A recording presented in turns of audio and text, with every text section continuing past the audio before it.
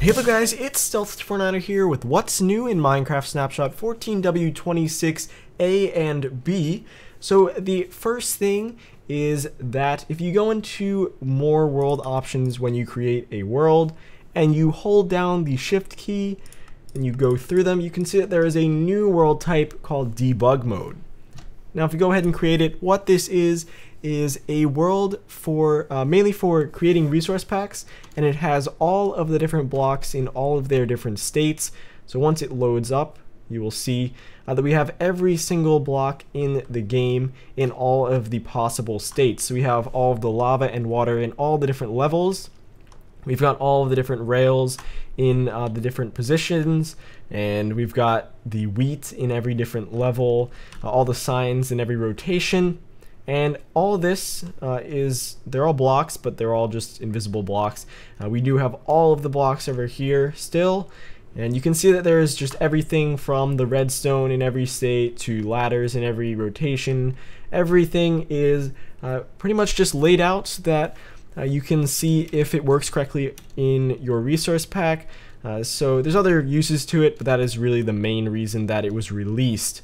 Now, other than that, there is a new world border command. So if we go ahead and set the world border to, let's set it to just 50. Let's go back over here, and you can see that we have a small world border of 50. Now, if we want to add to that, we can do /world border add, and let's go ahead and add 50 to that. You can see that it expanded the world border from what it was already at, and now we have a larger world border. Next up, they added a feature so that you can only put fuel and an empty bucket in the fuel slot of a furnace. So an empty bucket has been allowed to be put in the fuel slot because if you were to smell a lava bucket, it would leave behind this bucket. But other than that, all fuel is allowed. But if you go and try to put something that is not fuel, it will not allow you to put it in the slot. But if you go ahead and try to smelt something correctly, you can see that it still works fine. Next, they added the /replace item command.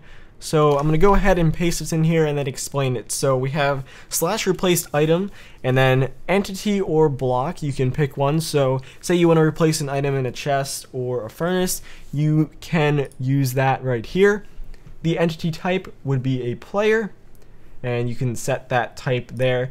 And then the slot.inventory, and this is the spot. So it is an index, so it starts at 0. 0 would be the first spot in your inventory. So let's go ahead and replace my item or my inventory with cobblestone. So if we go ahead and replace the first thing with cobblestone, I'll actually copy that and show you that I have a stone in here right now. You can see that now it is cobblestone. We can also go ahead and let's set the fourth slot, because I don't think it has anything in there, to stone. You can see it will actually add stone to my inventory. You can do the same thing with chests or any other block that has an inventory. So if you do /replace item and then the block and then the coordinates, so you would do like the X, Y, and Z coordinates, just say it was like 40, 50, and 90, and then slot.container.0 and the block, let's say Minecraft stone. Then it would replace, if I had a block there, it would replace it with the stone. So that's basically how the replace item works. It would be better in something like a command block, but it is now there for command to use in both the game or a command block. So we also have some performance optimizations, and there is a rumor that they removed the feature of OpenGL. They haven't removed it from the settings, but it doesn't really seem to do much. I never really noticed too much of a difference with it on or off. I guess it just depends on the type of computer you have, the type of GPU you have. There were some issues with AMD graphics cards and OpenGL, so hopefully that is either removed and fixed, or it might not be, I don't know, it's just a rumor. Next thing though is that we do have some improved model format things. They've been switching everything over to these block states instead of the old block format. So instead of specifying the UV levels for blocks, you can actually choose textures to be projected onto the block.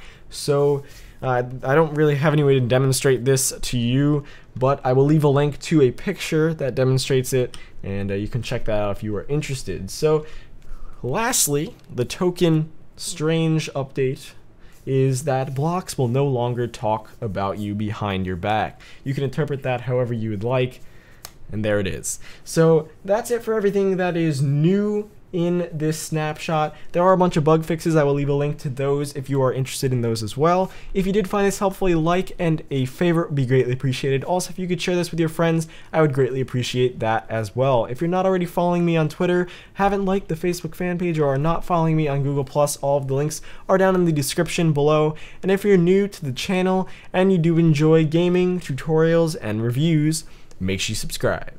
Thanks for watching.